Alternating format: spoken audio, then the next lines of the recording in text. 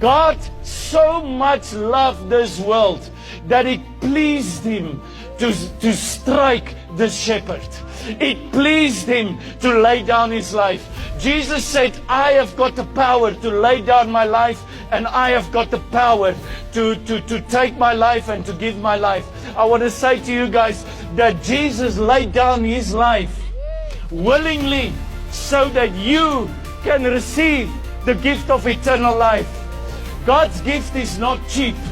The price that was paid, my brother, my sister, was not cheap. It was an expensive price that was paid, but it was paid for you and it was paid for me.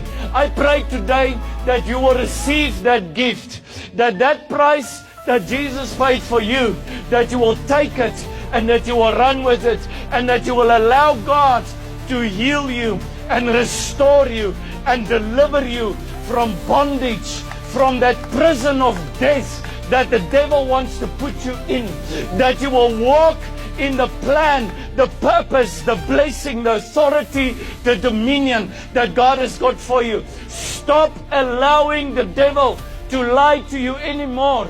Stop allowing the devil to use the things of this world to cheat you from the blessing that God has got for you.